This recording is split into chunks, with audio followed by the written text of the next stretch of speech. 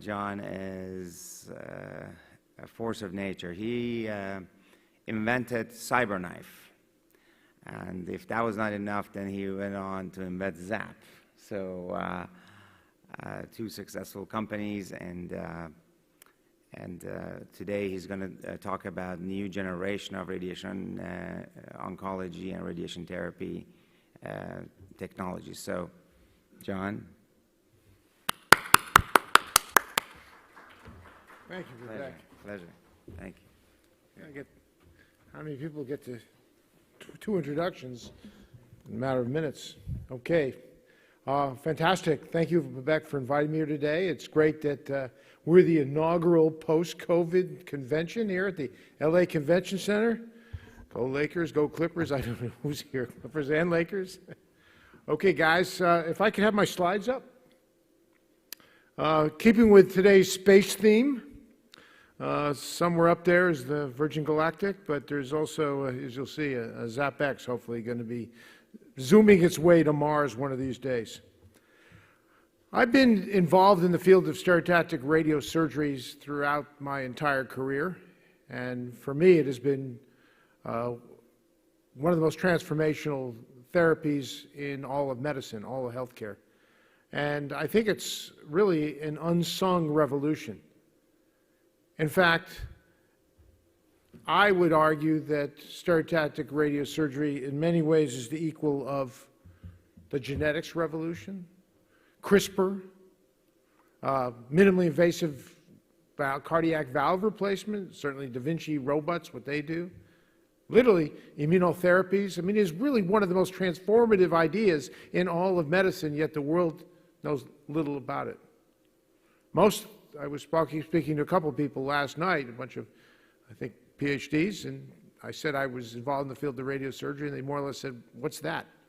And this is supposedly a knowledgeable audience, much less the patients of the world are oblivious to it. And I think it is because this miracle, in part because this miracle of healthcare remains buried in basements of big hospitals, kind of surrounded by millions of pounds of concrete, and kind of out of sight, out of mind. Regardless, it is given my commitment to the field, I've been dismayed by my failure in the past to have a greater impact. And as I'll show you, the impact that we've all had to date in the field of radiosurgery is sadly so limited. So again, radiosurgery to me, and many of the believers, is one of the greatest transformative ideas in healthcare over the last generation. And yet, we are treating less than 200,000 patients a year around the world, and yet our best estimate is that there's 2, 3, 4, as many 5 million patients a year just with tumors in the brain and head and neck who would benefit from radiosurgery. So we have this utter revolution on one hand over a generation, and the reality is that very few people are actually getting this treatment. So this dilemma, this challenge, has become my pursuit of the last 10 years. I'm not alone in recognizing the fact that there aren't more radiosurgical facilities in the world. This article, I might note, published in Curious, authored by Jason Sheehan from the University of Virginia, points out the huge discrepancy in radiosurgical facilities when comparing what goes on in the United States and Japan, for example, to the rest of the world. There's literally an order of magnitude, or even 2 orders of magnitude difference between what goes on in a place like the United States and what goes on else in the world. Whether the United States is even enough is a question, because this little article suggests that even in the United States there's a deficiency of radiosurgical facilities. In many urban locations, and certainly most all rural areas, there's not enough radiosurgery. Radiosurgery generally happens inside the biggest teaching hospitals and some big community hospitals, but it's dominated by the biggest hospitals of all. And not enough is available to the literally millions of patients outside these small catchment areas. Well, why is that? What are the obstacles?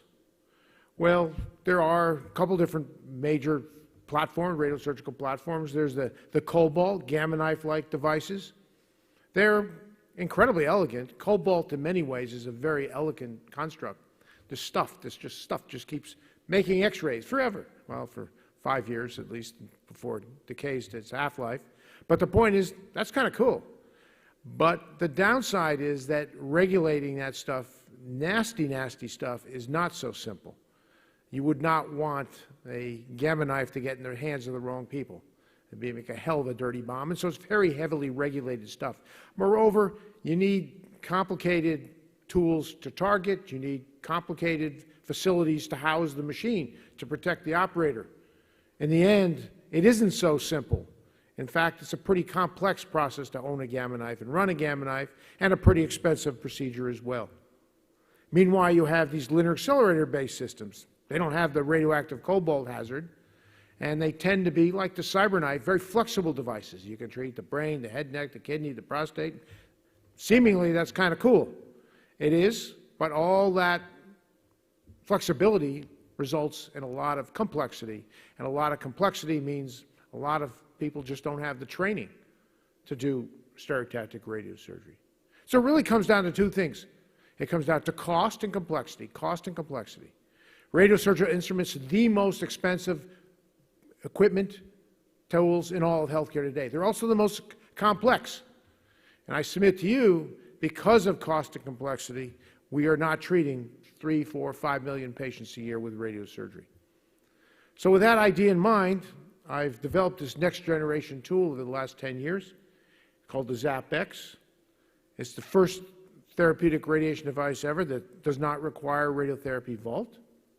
It also doesn't require radioactive cobalt, which is a great simplifier and something that also doesn't need to be replaced every 5 years as radioactive cobalt does. And it is designed, unlike many other radiotherapy tools, just for brain and head neck radiosurgery. So it's optimized.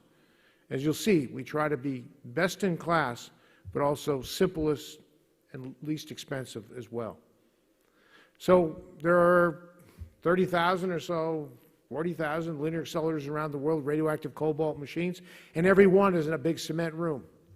And every one is surrounded by millions of pounds of concrete, always buried in the basement of some big hospital somewhere. Well, for now, that's no longer necessary. You can literally wheel one in and put it in this room right here, and we would get a general public dose of radiation. And so this allows us to start putting radiosurgery where the patients are, not mandating patients all come to the biggest teaching hospitals in the world. Kind of a radical idea. And this is kind of a cool little center being constructed right now at Loma Linda. I pick on Loma Linda because they're kind of one of the hosts of this meeting. But as you can see, radiosurgery is now going to be very visible to the world, both looking, this is one of the patients being treated, but looking out to the world. The world can finally witness what radiosurgery is, and I think it's going to be transformational.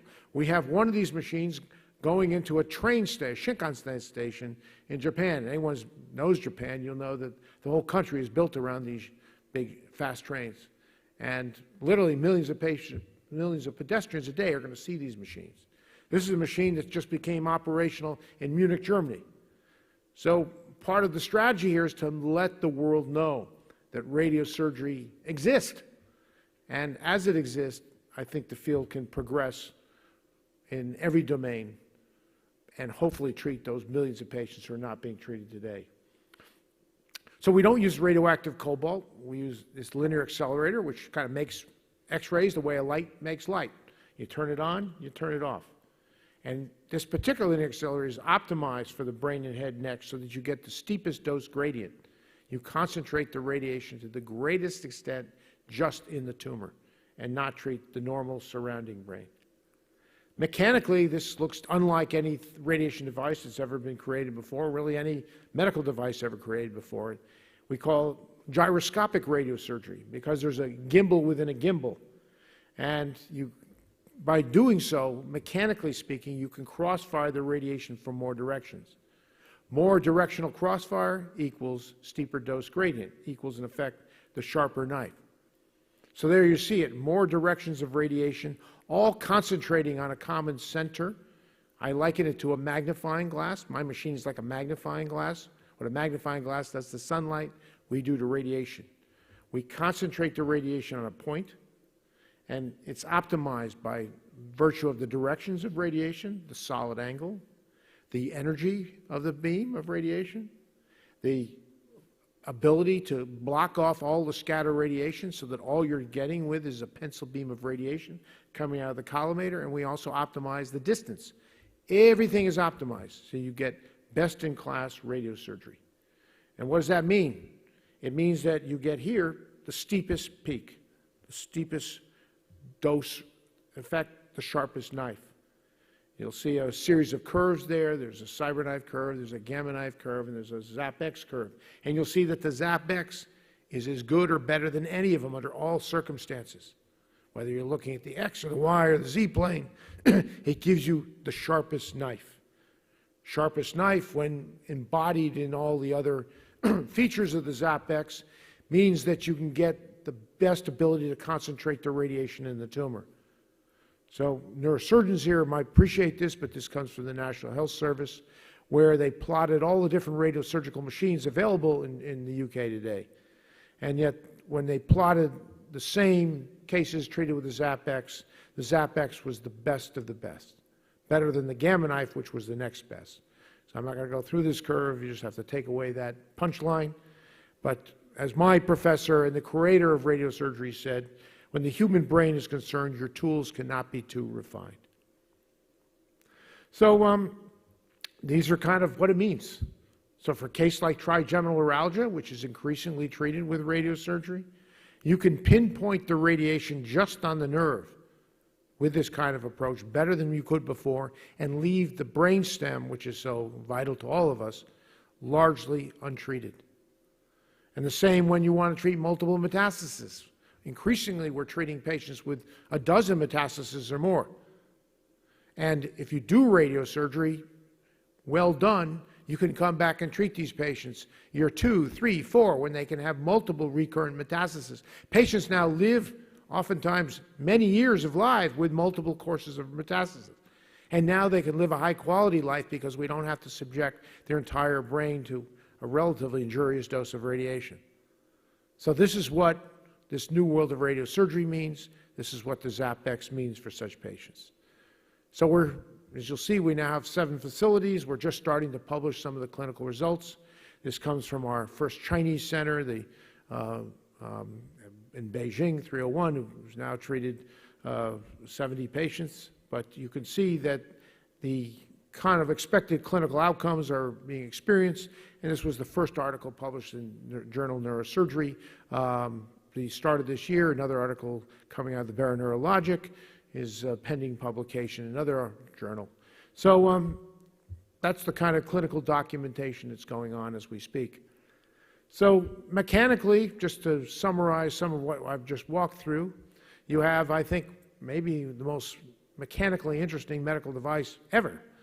You see there's 2 rotational degrees of freedom, a big bearing within a bearing, and these rotational degrees work with each other independently to all crossfire through a common point. They all have an axis, a common axis. That's where we position the tumor. That's how we concentrate the radiation. And the mechanical elements that move the key components, the critical components like the linear accelerator and your X-ray devices, also help contain the radiation within the device. So you do not need a radiotherapy vault. You can just pull it in this room and literally fire it up. And you can treat patients where they are, not where the big medical schools are. In fact, we're putting one of these in a trailer right now. It's a robot here. Everything moves. There are 2 rotational degrees of freedom. There's this table with 3 degrees of freedom. And then there's a final 6 degree of freedom in the collimator. So 6 degrees of freedom combined together give you the ability to treat any target inside the brain and head and neck region. The targeting system does not use a frame like the Gamma Knife. It uses this real-time image-to-image correlation concept where a KV X-ray source and a digital imager provide images that are correlated against the CT anatomy and allow you to position in real time and reposition in real time through the treatment. The linear accelerator, small, compact, is combined with a collimation system that blocks virtually all the scatter radiation, so all you get is a little pencil beam of radiation, which is your knife, which you use to target the tumor from many directions as possible. And lastly, we have this real-time MV imager, which allows the physician to know real time the dose of radiation being administered, transmitted through the patient's head. This has never been done before, and it proves to be very important. This little revolution that I've been talking about, radiosurgery, has also a dirty little underbelly. Over the last decade or so, more than 1,000 patients have been mistreated by poorly calibrated machines. Dozens and maybe even more than 100 patients have died horrible deaths from brainstem injuries. In fact, some physicists in France went to jail for their part in covering this up. And this is what we know about. It's very likely that there's even more complications and deaths in the world. Well, this new world of real-time MV imaging will forever eliminate that risk. And we think embolden more physicians, give them the confidence to do radiosurgery where they wouldn't do it before. Some people look at this and say, oh, it must be claustrophobic. The patient's going in this machine. It contains around you. It has to be claustrophobic. It's not. In fact, it opens up inside. It's much bigger than an MR, magnet field, or CT bore. And it really has not proven to be a problem at all in terms of claustrophobia. So the targeting uses this KV imaging. It's very CyberKnife-like. There's an X-ray source and an X-ray camera. In real time, those X-ray digital images are correlated against the patient's CT scan using what we call digital reconstructive radiographs, or DRRs. And using this real-time algorithmic correlation, we can always know where the patient is and adapt to any small movements that a partially immobilized patient might make. And then we have this collimation I alluded to. See how the spinning disc has a little series of apertures coming out the tungsten. That's a big mat. That's 800 pounds of tungsten there, I might add. So it stops all the radiation except for what comes out that little hole. And you could spin that disc around and get any aperture you want between 4 millimeters and 25 millimeters, literally in a second. So planning, so much software draped around these technologies.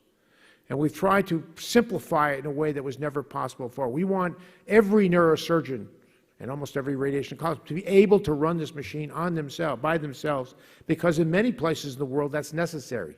You don't have big teams of dosimetrists and therapists and physicists. So this is intended to be simpler than any device ever before. And what you see, that little wheel is all you need to plan with. It was designed to mimic the iPod.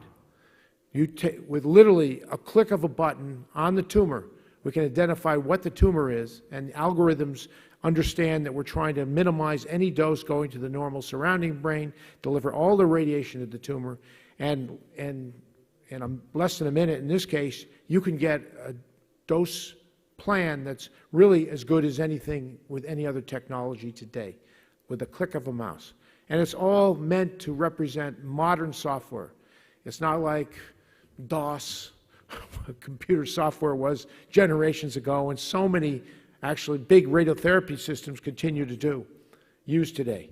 A single click of the mouse gives you best-in-class dosimetry. And I'm giving a click of the mouse. There we go. And so there's this error mitigation, real-time MV imager.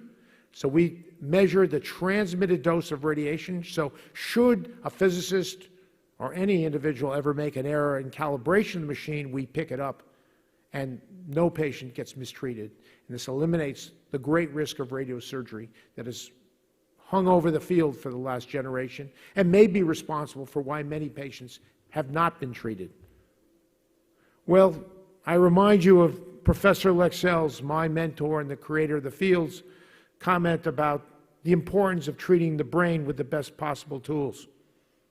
The gamma knife has been an outstanding tool. It blazed the field for a generation, but it really remains largely unevolved, only a little tweaked at the margins.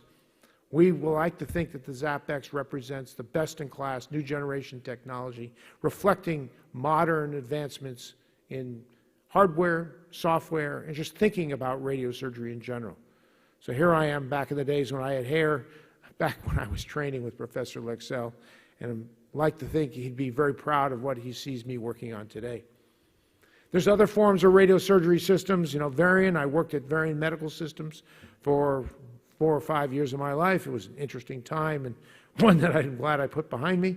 But they give me credit with creating their radiosurgical platform, but no such thing. I mean, this EDGE system, which I allegedly created and I actually promoted at one point, was little more than what was created by WINSTON-LUTZ and Wendell Lutz 35 years ago back at Harvard when they created the first arc-based radiosurgery system with standard linear accelerator. And now they have HYPERARC. It's all the same stuff. What I'm trying to say is there's not been a lot of innovation. And without that innovation, we are failing to treat millions and millions of patients every year. So this little video is going to put it all together, I hope. And so it strings together a lot of what you've just been looking at. So note how the operator sits right next to the machine. You don't need this radiotherapy vault. Note how it's pretty cool looking. We like to think we're redefining people's view of what radiosurgical instrumentation is about and want to make them aware of it. We want physicians to know about it. We want patients to know about it. Although the patient will go entirely in the machine, I reiterate, it is not claustrophobic. Treatments last anywhere from 15 minutes to an hour, and in that time, patients tend to tolerate very well. And there's our collimator, remember? This blocks almost all the radiation except this little pencil beam of radiation. And that is our proverbial knife that we cross-fire through the tumor. We can change the size of that knife literally in a second by spinning that tungsten disc. There are little windows that actually can look in and out of the machine. An operator can stand 3 feet away watching a patient and vice versa. There's your targeting system, CyberKnife-like, using X-ray image-to-image correlation with KV images and digital reconstructed radiographs from the CT scan. And that targeting construct gives you sub-millimetric targeting accuracy without a stereotactic frame. Now, everything moves in this. It is a robot. It is basically a surgical robot, and that's what we tell the world. And so the table is positioned carefully so that all the degrees of rotation have a common point inside the tumor. There's this big, what we call axial degree, and then there's a secondary oblique axis. These oblique and axial axes work together to irradiate a tumor from as many directions as possible, or trigeminal neuralgia for that sake, or another sort of lesion. See how all those beams, once again, concentrate inside the tumor from as many directions as possible with an optimized beam energy. And we do this in a way where we not only know where the target is, but we measure the dose being transmitted. And that gives us a measure of safety that we will think enables many more physicians to adopt and try this. In addition, the whole machine costs only 1/3 of what a traditional device would cost with the room. So here we are measuring the dose. This means any one of you, literally in a few hours, could be treating with radiosurgery and doing almost world-class like therapy.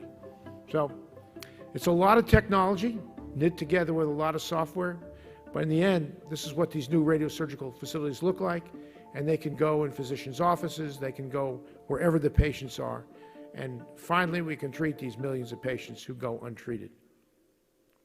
So we're a Silicon Valley company coming out of Foxconn and Varian, and some of this proved a little too innovative for Varian, and it's been fun in the startup world again.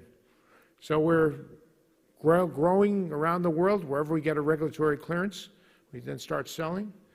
Most recently got a regulatory clearance in Europe, but we're cleared in Japan, the United States, and Taiwan, and soon we hope in China, maybe by the end of this year.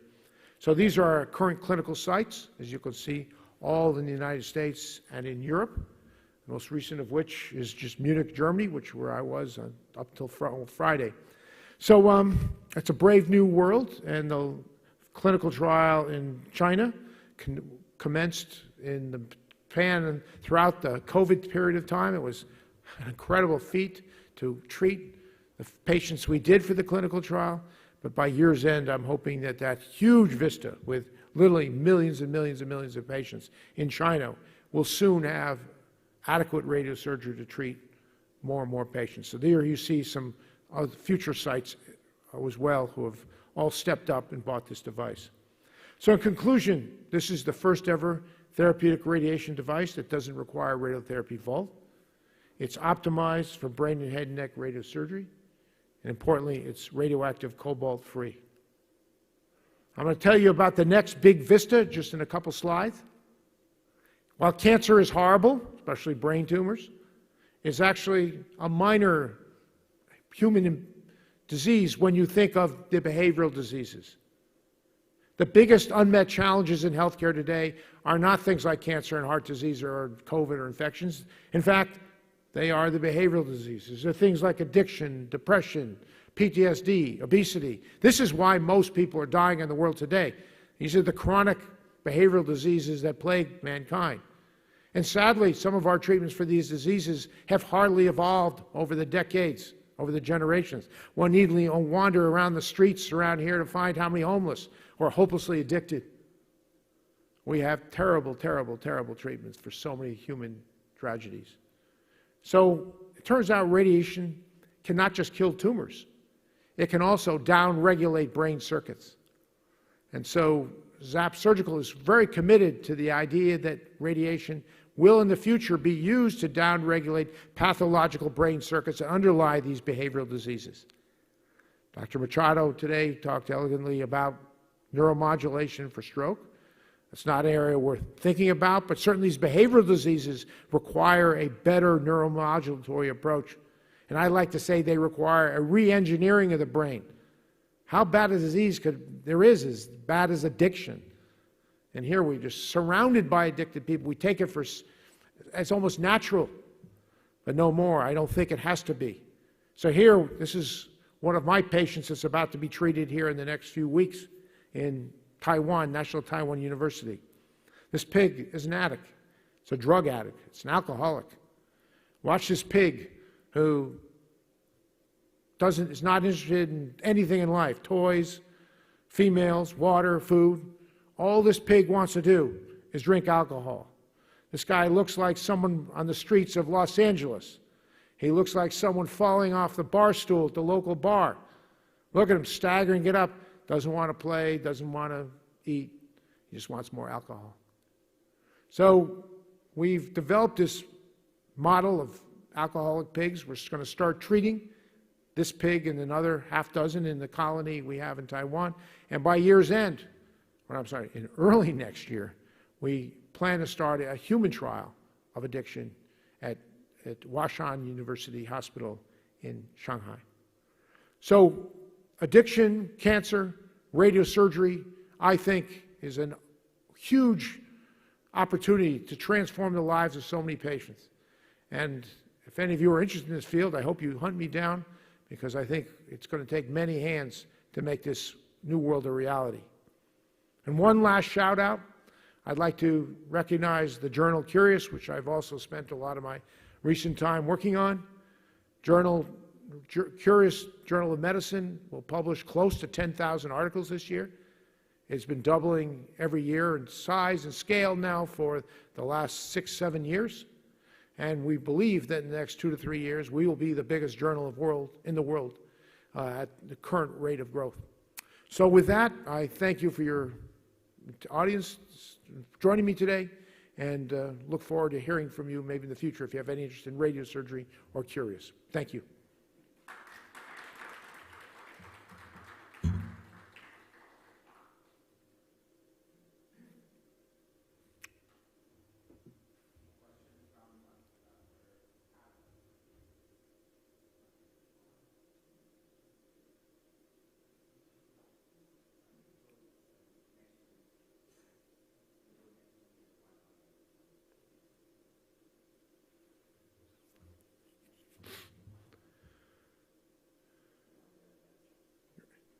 You're speaking, right?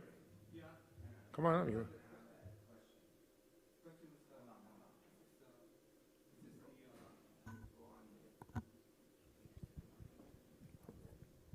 Or I can, Perry, if you want to just speak up, I can. Thank you for your presentation, Dr. Adler. Just a quick question.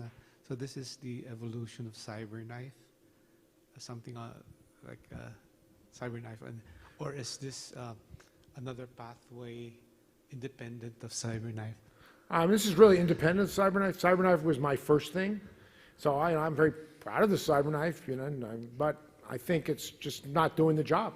There's millions of patients who are not being treated, and so this effort, the ZAP-X, is a totally new effort. The goal is to treat those millions of patients we're not treating today. The thing that I found out with, I was at the Gamma Knife Center in Manila, but when it started, that the training was an important part. Training, yes. Yeah. So, how would this be? Well, training is the question. So, I mean, training is key to radiosurgery. It's not so much how to turn the nozzles of the machine and turn the switches. It's mostly about who are the right candidates, what are the right targets, what are the right doses, who not to treat. Those kind of things are still best learned in I think a residency. But there are a number of centers that offer a fellowship training for radiosurgery, and I encourage anyone interested in the field to maybe do a fellowship training. But what you'll find is once you're fellowship trained, there'll be no machine easier to use than the ZAP-X. Thank you. Thank you.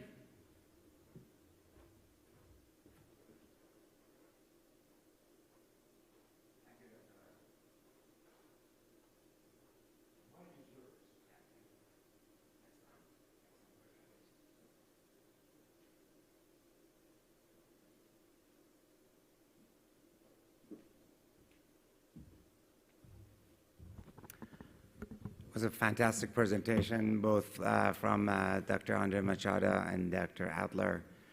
Truly, basically show you the direction of the neurosurgery and the clinical neurosciences in the future. So we're going to go to a short break, and the breakouts will start from there. Thank you.